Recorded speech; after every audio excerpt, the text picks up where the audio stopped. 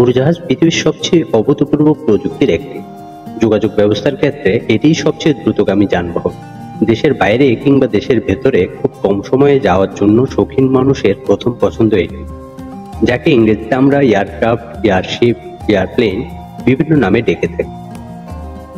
এই বিমান বা উড়োজাহাজের উদ্ভাবক সম্পর্কে কম বেশি আমাদের সকলেরই জানা। হ্যাঁ বন্ধুরা, আমরা বলছি রাইট ব্রাদার্সের কথা, উইলবার রাইটস এবং অরভিল রাইটস। 1903 সালের 17 ডিসেম্বর তারাই প্রথম পৃথিবীর বুকে সংযত, শক্তিশালী এবং বাতাসের চেয়ে বেশি ওজন বিশিষ্ট মানুষ বহন করা যায় এমন একটি উড়োজাহাজ তৈরি করে। কিন্তু কখনো ভেবেছেন কিভাবে বিশাল ধাতুর এই পিণ্ডগুলো আকাশে উঠতে পারে? চলুন জানা যাক। এর পিছনে কাজ করে বার্নৌলির নীতি।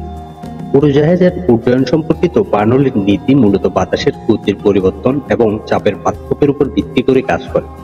বার্নৌলির নীতি বলছে যে একটি বন্ধ পথে প্রবাহিত তরল বা গ্যাসের গতির বৃদ্ধি হলে তার চাপ কমে যায় এবং গতির হ্রাস হলে চাপ বৃদ্ধি পায়। উড়োজাহাজের বিপক্ষ পাখার উপর বায়ু প্রবাহের গতি ভিন্নভাবে প্রভাবিত হয়।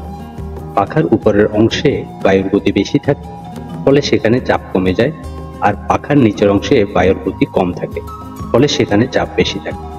এই চাপের পার্থক্যই উড়োজাহাজকে উপরে তোলার শক্তি প্রদান করে।